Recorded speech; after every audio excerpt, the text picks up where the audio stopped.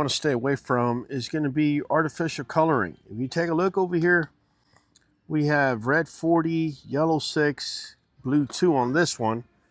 Over here on this bag, we have red 40, yellow 5, blue 2, and yellow 6. Stay away from these artificial colors because your dogs could care less about them. But more importantly, they could trigger allergies, itching, and scratching. So right there, that's unnecessary stress on your dogs.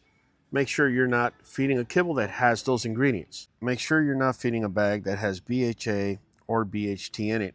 Those are two preservatives that are there to make sure the shelf life of the kibble lasts longer.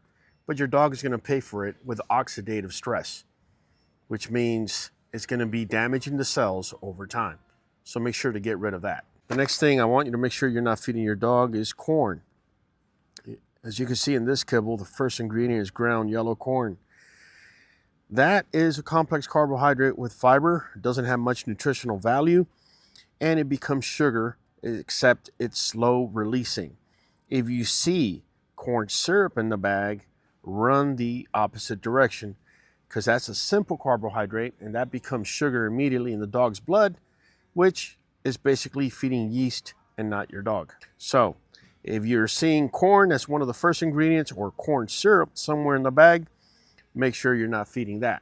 Next up, you're looking at this ingredient named carrageenan. You're going to find it mostly in wet food. Carrageenan has been linked to gut irritation. The gut is where everything happens for your dog, from immune system to inflammation and everything else in between. So if the gut's out of whack because of carrageenan, nothing else is going to be working in your dog. So if you're seeing carrageenan, make sure to get rid of it.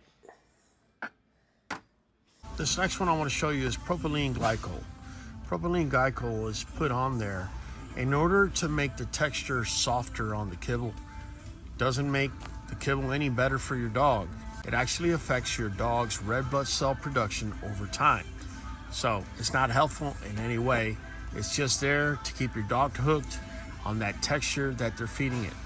Make sure if propylene glycol is one of the ingredients, to get rid of it.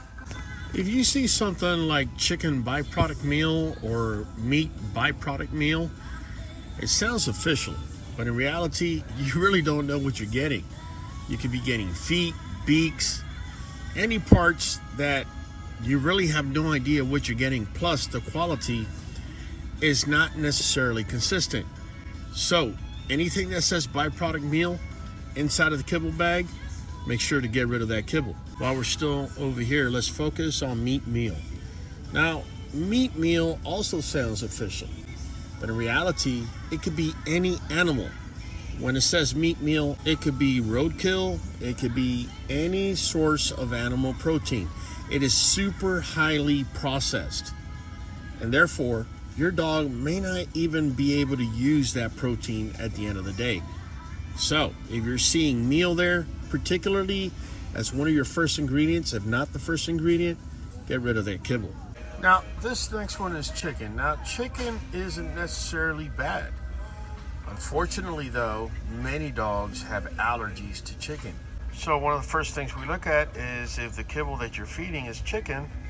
If it is, we'll go ahead and change it to another main ingredient like beef, just to see if the main cause was chicken allergies. If you've already checked and your dog's not allergic to chicken, you don't have to ditch the bag. But if you haven't checked yet, you might want to change to a different first whole protein ingredient. What I've done is I've compiled a list of 3 kibbles that I think are good starter kibbles. So if you're dealing with puppies, I would recommend the large breed puppy from Diamond Naturals, the lamb and rice formula. Got one over here flipped over. If you look on there, there's no artificial colors. There's no BHA or BHT or ethoxyquin. It is mixed with tocopherols. It also has probiotics and omega support. There's no propylene glycol, there's no byproducts, chicken byproducts or anything like that in there, or added color. Now, it's not perfect kibble. As you can see, it's got rice and cracked pearl barley in there. These can actually feed yeast inside of your dog. Later on, I'm going to show you what we can add to make this better, but this is a good starting point. Next kibble I'm looking at that I feel is clean kibble is 4Health duck and potato formula. So this is grain-free formulation, so there's no corn or wheat or anything like that to worry about. It doesn't have the artificial colors or the propylene glycol or any type of meat byproduct. It also does have preserved with tocopherols. All in all, this is a clean kibble that you can start with. Now there are some things that are of concern. Potato being one of the ingredients that are in there, along with peas. They can turn into sugar immediately and feed yeast inside of your dog. But like I said earlier, I'm gonna show you a couple things you can do to make this a whole lot better. And with that being said, this is definitely a better option for itchy and allergy prone dogs. For those of you that don't have a yeasty dog or a skin condition or allergy prone dog, Diamond Pro 89, I've mentioned it before, it's a pretty good option.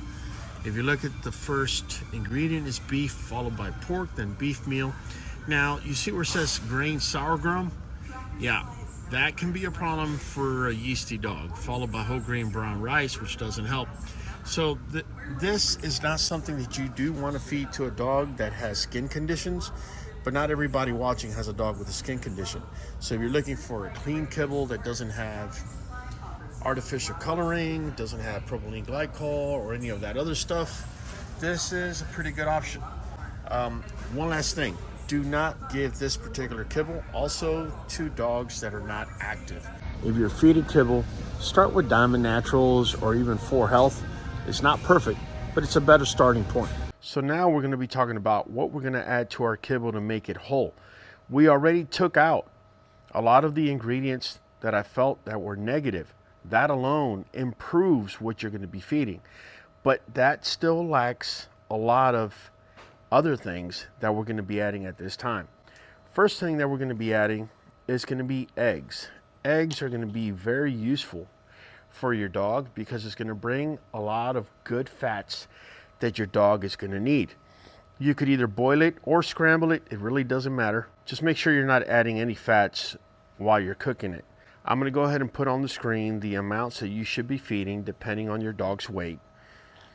And literally what I recommend is after you pour these eggs, that you mix it completely in the kibble, because a lot of you have them picky eaters that are just going to want to eat the eggs and leave everything else.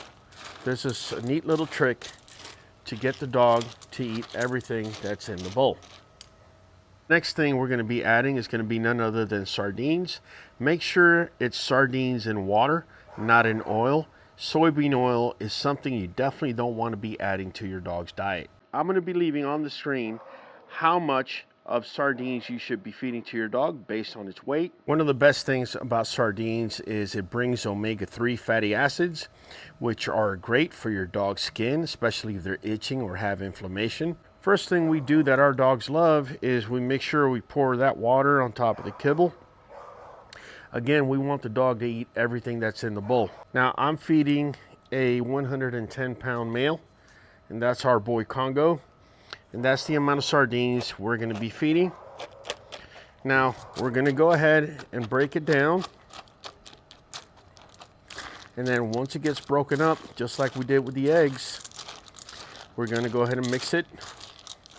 Now, this next thing that we're going to be adding is where most people get it wrong. And that's micronutrients that are offered by NuVet and NuJoint DS. NuVet Plus is a multivitamin, which also brings minerals. NuJoint DS is joint support that also brings anti-inflammatories. Together, they fill in the gaps that kibble no longer is able to give you. Because of the way that kibble is processed, a lot of the nutrients are denatured. NuVet and NuJoint DS give you exactly the missing link or the missing piece of the puzzle. Again, guys, you don't have to feed perfect. Take out what's bad, put in what's good, and then watch what happens. Pay attention. If you like this content, I'm going to go ahead and leave a link up here showing you other ways to feed your dogs and how to combat yeast and any type of skin condition. Be Raul from the Q. Be catching you right here.